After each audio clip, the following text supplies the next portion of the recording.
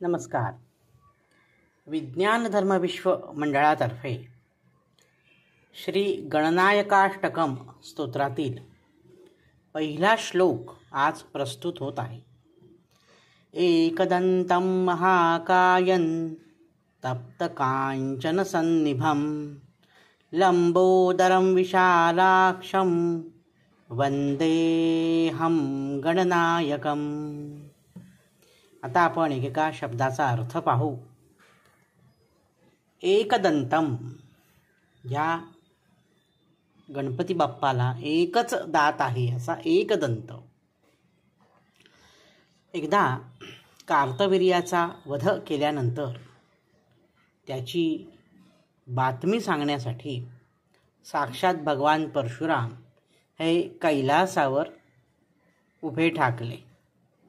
त्यावेळी शिव आणि पार्वती काही महत्त्वाच्या विषयांवर चर्चा करीत असल्यामुळे त्यांनी गणेशाला बाहेर उभे करून सांगितले की आमची चर्चा संपेपर्यंत आत कोणालाही पाठवू नकोस. त्याप्रमाणे त्यांची आज्ञा शिरसावंद्य मानून गणेशाने परशुरामांना आत जाऊ दिले नाही. त्यामुळे परशुराम संतप्त झाले आणि त्यांनी गणपतीवर आपल्या परशूचा प्रहार केला. हा परशूचा प्रहार गणेशाने आपल्या दातावर झेलला असल्यामुळे गणपतीचा एक दात तुटला. म्हणून गणपतीला एकदंत असं नामाभिधान प्राप्त झालं. म्हणून गणपतीला आपण एकदंत असे म्हणतो. महाकायम, काय म्हणजे काया म्हणजे शरीर. अतिशय अतिप्रचंड असं गणपतीचं शरीरसुद्धा महान विस्तीर्ण असं आहे. आणि ते कसं आहे? तप्त कांचन सन्निभम.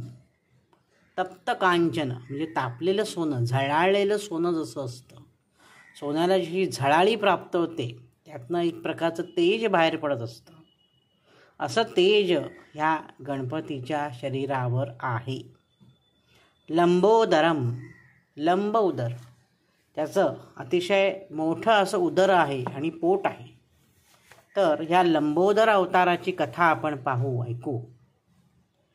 भगवान विष्णूंच्या मोहिनी अवतारावर भगवान शिव मोहित झाले होते. परिणामी त्यांचे वीर्य गळाले आणि त्यातून एका राक्षसाची निर्मिती झाली. त्या राक्षसाचे दोन्ही डोळे तांब्यासारखे लाल असल्याने त्याला क्रोधासुर असे नाव प्राप्त झाले. दैत्यगुरु शुक्राचार्यांनी त्याला सूर्य मंत्राची दीक्षा दिली आणि त्यायोगे प्रसन्न झालेल्या सूर्याकडून क्रोधासुराने अजेय राहण्याचे वरदान प्राप्त केले. ह्या वरामुळे उन्मत्त झालेल्या क्रोधासुराने त्रैलोक्य जिंकले. त्यावेळी भयभीत झालेल्या देवांनी गणेशाचे स्मरण केले आणि गणेशाने लंबोदर अवतार धारण केला आणि क्रोधासुराशी युद्ध करून त्यास शरण आणले. अन्याय माझे कोट्यानुकोटी, मोरेश्वराबा तू घाल पोटी. भक्तांचे अपराध पोटात घेऊन गणपतीचे पोट विशाल झाले आहे. त्यामुळे सुद्धा त्याला लंबोदर असे नाव प्राप्त झाले.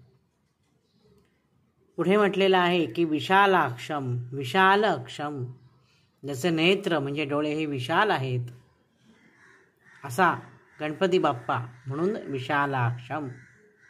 तर अशा गणनायकाला, गणांच्या अधिपती असलेल्या या गजाननाला अहम वंदे, मी नमस्कार करतो, मी नमस्कार करते. आजच्या भागात इथेच थांबतो. नवनवीन माहितीपूर्ण व्हिडिओ पाहण्यासाठी, ऐकण्यासाठी वैभवदादा ऑफिशियल हा माझा यूट्यूब चॅनल जरूर आणि जरूर सबस्क्राईब करा. धन्यवाद. गणपती बाप्पा मोरया.